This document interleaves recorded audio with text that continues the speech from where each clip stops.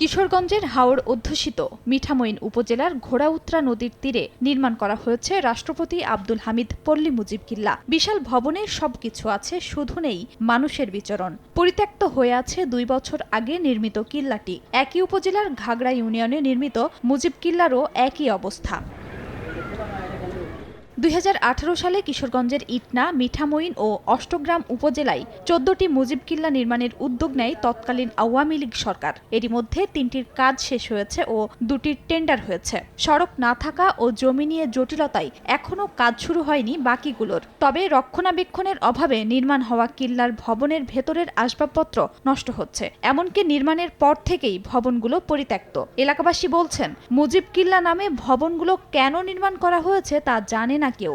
ঘূর্ণিঝড়, বন্যায় আশ্রয়ের জন্য বিভিন্ন শিক্ষা প্রতিষ্ঠানে সাইক্লোন সেন্টার থাকলেও হাওর এলাকায় এসব ভবন নির্মাণের অর্থ নেই তাদের কাছে। এখানে কিসের জন্য তৈরি হয়েছে, আর যদি বন্যার জন্য তৈরি হয়ে থাকে কোনো হয়ে যায়, আমরা আজ পর্যন্ত এটা শুনি নাই, জানিও না। আর আমাদের এলাকার কোনো লোক এখানে আসে, যারা করছে তারাই বলতে পারবে। আমার জানা মতে এটা এলাকাতে কোনো কাজও আসে না, এটা কোনো অকেজো। কন্ট্রাক্টরও আইতাছে না, সময়মতে আয় দেখতেছে না, এটা তালাশ লইতেছে না, এবেলে আছে, এই কারণে নষ্ট হইতেছে।